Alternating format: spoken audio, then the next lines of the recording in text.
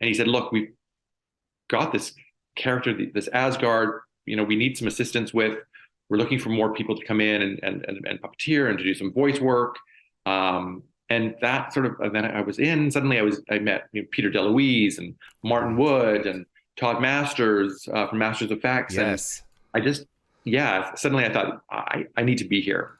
And I started in, I think, an episode, maybe season 2. I don't even remember now.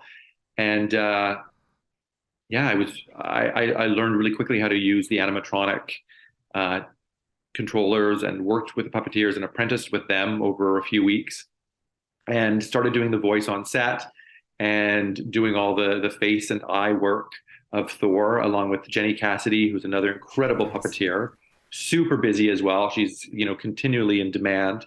And what I loved about falling into a show like Stargate as a puppeteer working on the Asgards was that it was such a theatrical aspect of film and television. Film and television is such a director's medium. I mean, it is. I think I've mentioned it before. It's a machine, and there's so many technicians involved, and so much stuff that needs to be captured on a certain day.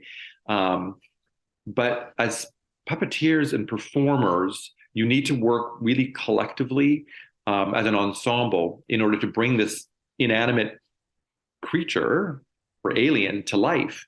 And so, unlike a lot of other people, we would have our stunt people as well, but we'd have rehearsal time, and we'd get early copies of the script and say, okay, how are we going to accomplish this practically without having to dive into, you're going to have help us out with vis effects or special effects. How are we going to make our little 3.5-foot Asgard do what he wants to do, move in the space, and make it easier for the cast to relate to and to have conversations with.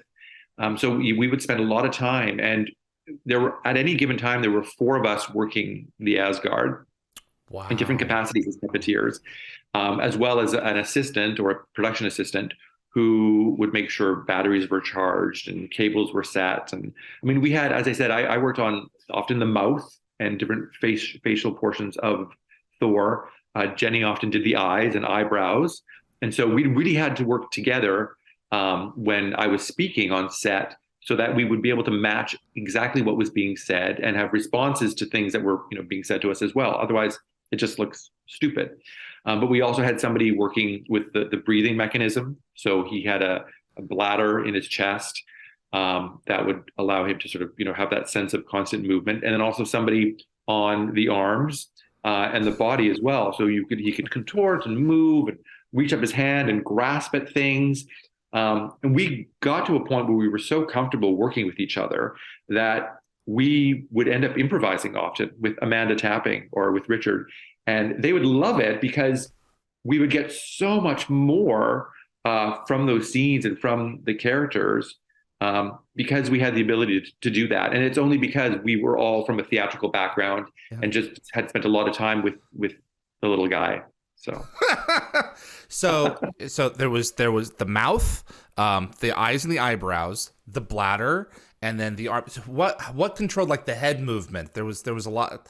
That was so the person who was usually on the ground working the arms as needed and the bladder also would do the head. Sometimes there were a few different versions of Thor. Yeah. And then after other Asgards, Loki, for example, and they started getting better and better with how they were building them. So controls were simplified.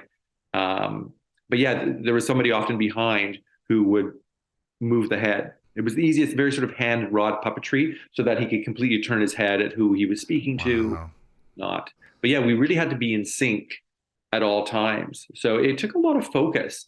It was always a stressful thing. I know for production, John as producer would sort of be like, oh my gosh, there's like a big episode coming up again with the aliens and it's all of you guys are here like, all the time and it's costing us so much money.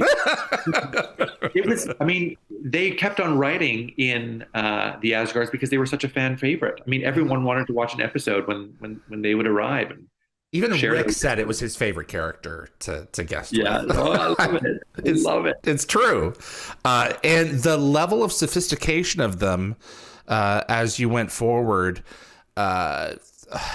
also, allowed you to infuse like personality. I remember, I think it was you that I was talking with. We had that conversation where Thor, early on, his movement was very limited. He could just do a head move. So you guys, I believe, worked into that. Like, that was his personality.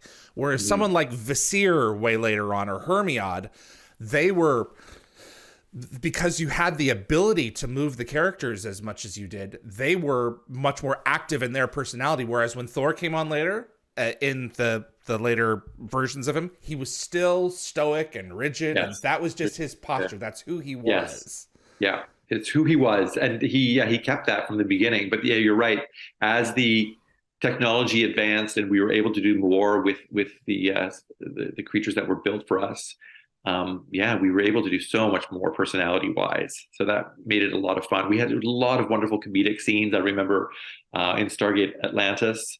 So it was just, it was such a treat to see how those characters were able to evolve. And there was one point, I think it was a convention in Vancouver that Jenny and I had actually brought our Asgard out, and we did a live demonstration for a packed house. And it was just crazy to us to see the fans that wanted to see him after, to have photos with him, to meet us, to see how it worked, how we made him move through the space, and it was really a thrill. It must be to recognize that you're appreciated for creating life into something that's inanimate, not akin to say like Kermit the Frog or Cookie, 100%. Cookie Monster. It's just a level of sophistication is increased, and there's more people perhaps involved, but it's still the same basic kind of technique. It's got to be very rewarding.